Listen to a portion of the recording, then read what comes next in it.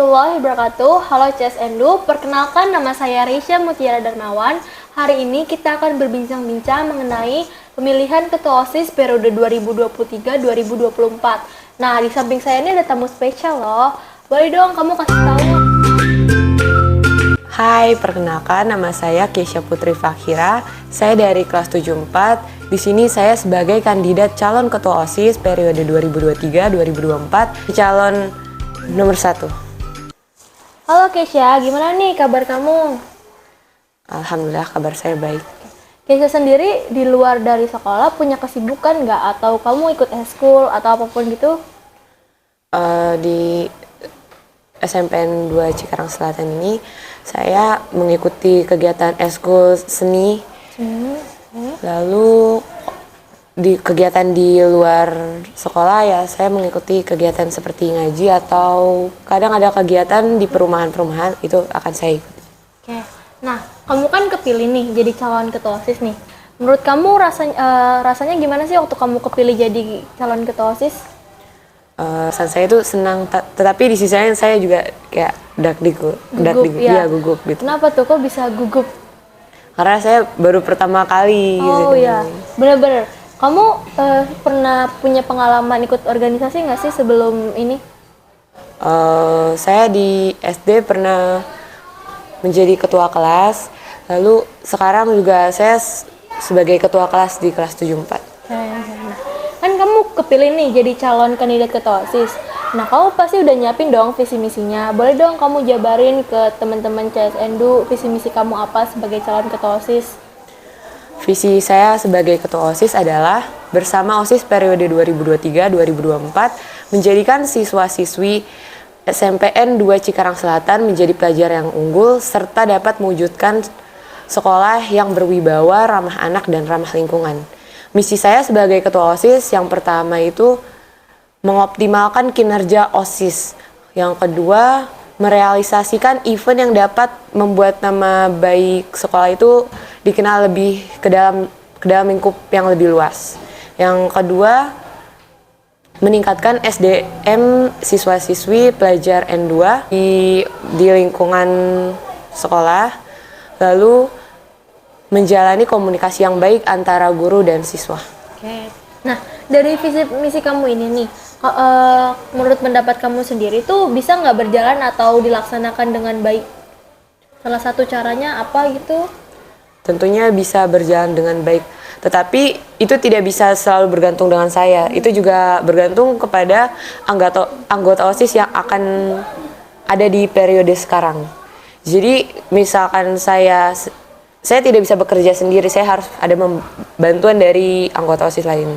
Jadi berjalan atau tidaknya itu tergantung kepada anggota OSIS dan sayanya, tetapi saya yakin untuk periode sekarang saya bisa menjadikan OSIS N2 menjadi lebih baik. Amin, amin. Doain ya teman-teman JSNDU. Nah, berarti emang tergantung dari anggota sendiri ya kalau untuk berjalan atau enggaknya dari visi misi kamu ini. Kalau misalkan emang anggotanya bisa dan sejalan sama visi misi kamu, mungkin bisa berjalan dengan baik ya.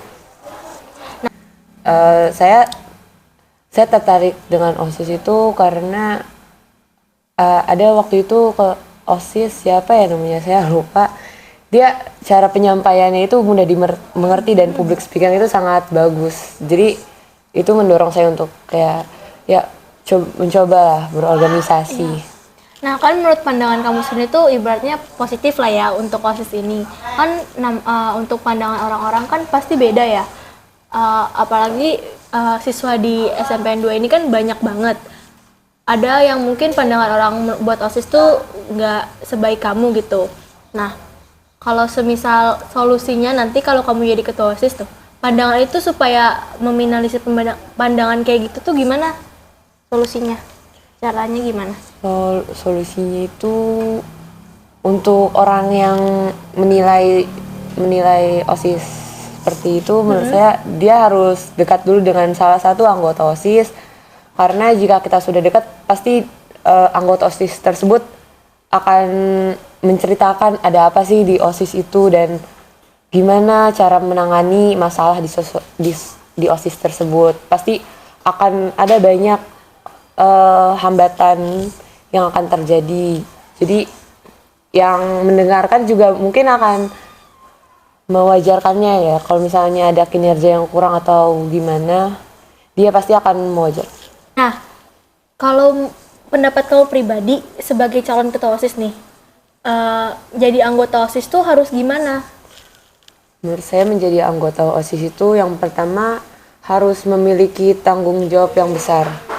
Dan yang kedua itu harus disiplin, tegas, dan memiliki inisiatif yang tinggi, mampu bersosialisasi atau menyesuaikan diri di lingkungan sekolah, lalu memiliki kinerja kerja yang cepat agar untuk tugas-tugas lainnya juga tidak menghambat.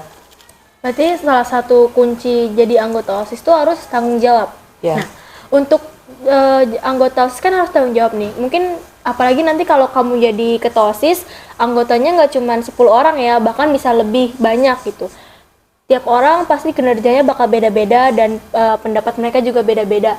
Nah, untuk kinerja anggota kamu nih, kalau misalkan nggak tanggung jawab atau lepas dari tanggung jawabnya sendiri, kamu punya solusinya nggak? Atau cara menanganinya? Hal yang pertama saya lakukan itu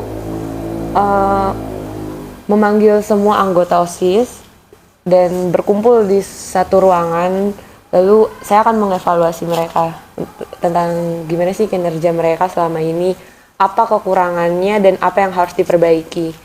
Dan pasti kita akan berdiskusi untuk ini bagaimana jika ada masalah, pasti kita akan berdiskusi gimana cara penyelesaiannya. Dan apabila ada masalah pribadi, misalnya ada masalah saya dengan salah satu anggota tersebut, saya akan berbincang berdua dengan dia, lalu apa solusinya agar kita tidak mencampuri urusan pribadi dan urusan organisasi. Jadi kamu salah satu cara kamu itu buat ngevaluasi mereka semua, terus ngobrol secara personal dari 1-2 orang gitu ya? Yeah. Oke. Nah, kan nanti kalau misalkan kamu jadi ketua OSIS, pasti padat dong jadwalnya, entah itu dari belajar atau dari kegiatan OSIS yang di luar itu. Apalagi kalau misalkan ada kayak event atau acara-acara yang harus buat kamu izin keluar dari kelas untuk buat acara itu gitu. Nah, cara kamu ngimbangin antara belajar sama kegiatan organisasi itu gimana sih? Yang pertama, saya akan membagi waktu mana yang harus dilakukan terlebih dahulu. Jadi organisasi, saya akan memikirkan kembali organisasi dulu yang penting atau mata pelajaran tersebut. Nah, setelah saya membagi waktu, saya akan melis satu persatu kegiatan yang harus saya lakukan terlebih dahulu. Lalu kan udah terbagi tuh ya waktunya. Jadi salah satu caranya itu memanage waktu ya, supaya waktunya tuh digunakan dengan sebaik mungkin. Bagus. Nah, kan kamu jadi ketua OSIS nih, kamu pasti punya dong kayak program-program kerja yang mau kamu kerjakan nanti di OSIS. Nah, kira-kira program kerja yang mau kamu jalani itu ada apa aja? yang pertama itu optimalkan kinerja OSIS, itu melewati kontak manifest yang ada seperti yang ada di media sosial tersebut. Saya di situ akan bertanya tentang apa sih kekurangan, kritik ataupun saran untuk kinerja OSIS periode sekarang. Biar siswa-siswi juga dapat mengumpulkan pendapatnya. Lalu yang kedua itu saya akan mengadakan kegiatan yang dapat mengembangkan bakat siswa dalam non-akademik maupun non-akademik. Akademik itu saya akan mengadakan lomba cerdas cermat antar kelas, tetapi kan ada kelas 7, 8, 9, itu saya akan membuat soal yang berbeda untuk setiap mata pelajaran. Kalau yang non-akademik itu kegiatan acara seni, kan sekarang kita banyak ada acara seni tari, karena saya kan mengikuti kegiatan eskul, jadi saya bisa mengembangkan seni tari, seni drama, seni budaya, itu bisa saya kembangkan. Itu acaranya itu dilakukan saat pelaksanaan HUT RI ke-78, milad sekolah, kelas meeting maupun hari seni nasional. Berarti jatuhnya kayak pentas seni ya untuk itu? Atau lomba? lebih kayak kan penampilan dari seni drama atau seni tari ataupun itu pentas seni atau lomba gitu yang mau kamu adakan? Lebih ke pentas nih. Pentas seni ya, berarti semuanya boleh tampil dan nggak ada pemenang. Jadi lebih kayak bebas tampil. Nah, untuk CSNDU, kalian juga harus bisa nih buat manage waktu, entah itu dari kegiatan di luar sekolah ataupun eskul-eskul yang di luar sekolah. Kalian juga harus bisa manage waktu, antara itu pelajaran atau apapun itu, supaya kalian juga bisa mendisiplinkan waktu kalian dan waktu kalian bisa digunakan dengan lebih baik lagi. Untuk terakhir kali nih ya, kamu ada nggak nih kata-kata yang bisa ngeyakinin warga sekolah buat milih kamu sebagai ketua OSIS? CSNDU, jangan lupa coblos nomor 1, pilih Keisha, sekolah terasa asik dan menarik. Jadi sekian itu aja berbincang-bincang kita bersama calon kandidat nomor urut 1, Keisha. Semoga di perbincangan kali ini kalian bisa nemuin ketua OSIS yang menurut kalian pilihannya tepat. Sekian dari kami, wassalamualaikum warahmatullahi wabarakatuh.